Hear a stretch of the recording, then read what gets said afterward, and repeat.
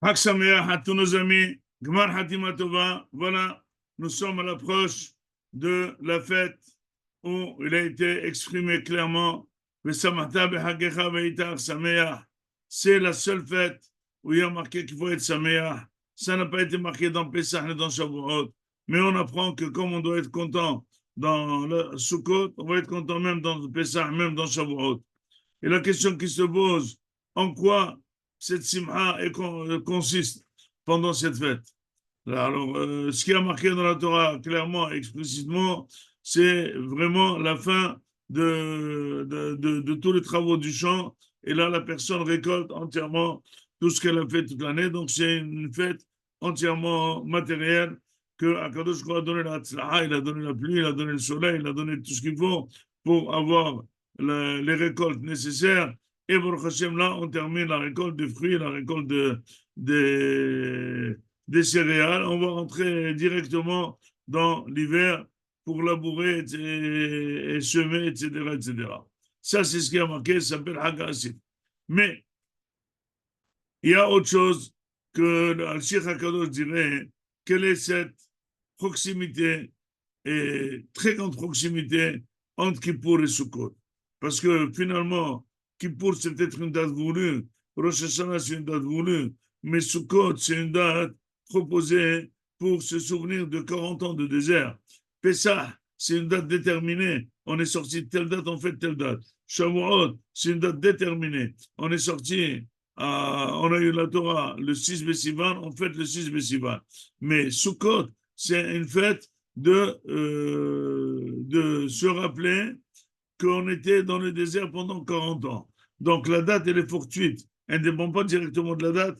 Et ça pourrait être encore dans 15 jours plus tard ou 15 jours plus tôt ou dirait le tour qu'il faut que ça soit un petit peu dans un aspect hivernal, que en principe, les gens, c'est le moment où ils rentrent chez eux de la campagne et pas qu'ils sortent à la campagne. Et là, on est en train de sortir pour changer. D'accord? Mais ça peut être dans une semaine, dans 10 jours, on peut attendre. Qu'est-ce qu'il y a de très précipité tout de suite après Kippour et Rosh Hashanah?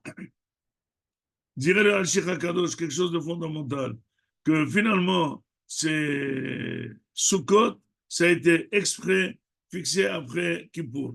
Pourquoi? Pour que la personne sache, une fois qu'il a eu la décision d'une bonne année, il a eu la capara pendant Kippour, maintenant qu'il faut qu'il soit content. Et donc, il faut être le Samahta Be'Hakecha pendant Sukkot. Oui, d'accord. Mais la question qui se pose, on peut être content, mais pourquoi dans ces conditions on va être content? Pourquoi on peut être content dans notre salon ou dans les grands hôtels? Pourquoi il faut aller dans la soukha? C'est ça tout le Inyan.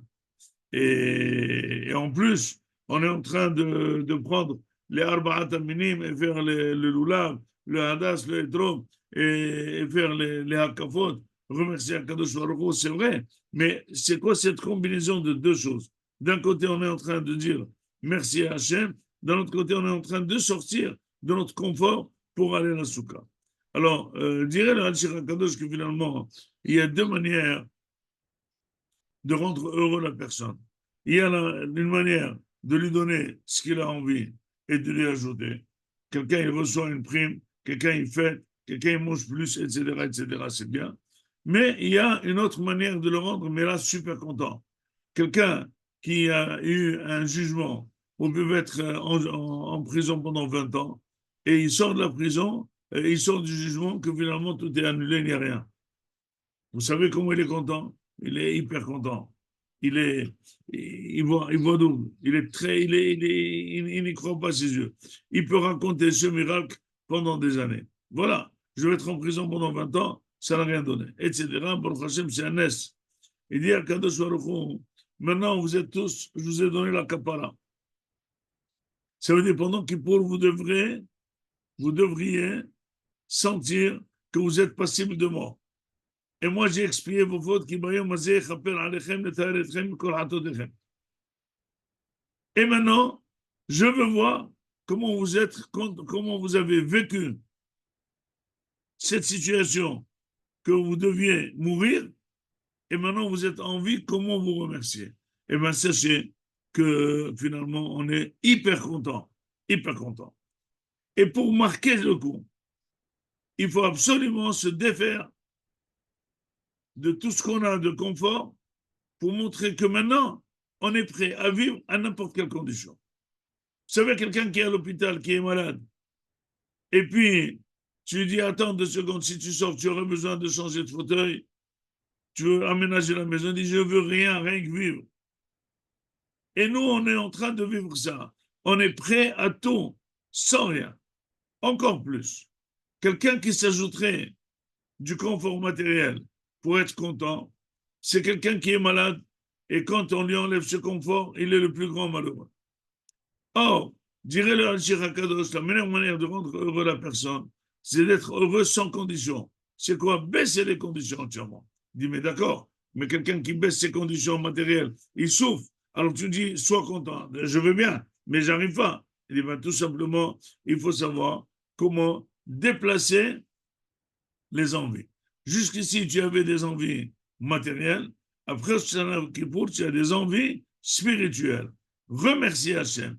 Il faut faire les Arba'at Minim, le Etrog, le Lulav, le Hadas, etc. Dire merci à Hachem. Et finalement, tu vas devenir, au lieu d'être un homme matériel, tu deviens un homme spirituel. Imaginez-vous, quelqu'un qui est un homme matériel, il est content, et il ne comprend pas comment quelqu'un avec la Torah et sans matériel, il est content, eh bien, l'autre, il ne comprend pas. Quand vous allez voir un Rav Kanevski, il ne comprend pas comment quelqu'un peut être heureux parce qu'il a une belle Mercedes, il a de l'argent, il a une belle maison. C'est des ch'touillottes, il est le plus grand malheureux. Pour être heureux, il faut servir Hachem et étudier la Torah. Donc, c'est exactement l'enseignement. C'est qu'on est prêt à déplacer nos envies, on est prêt à devenir spirituel, on est prêt à remplir ce manque de simha matériel par le spirituel. En d'autres termes, on devient un homme spirituel. C'est le but de Hag HaSukkot.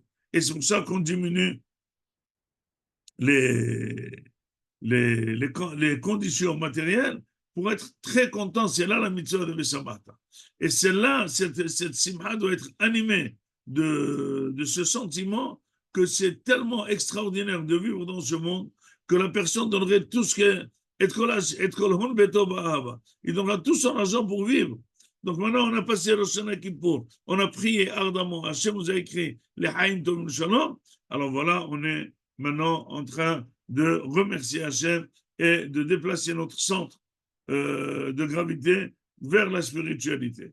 Et justement, et justement, et justement, et justement, le dernier tampon de Ktiva les Haïm, la Hatima, il n'est pas encore tamponné.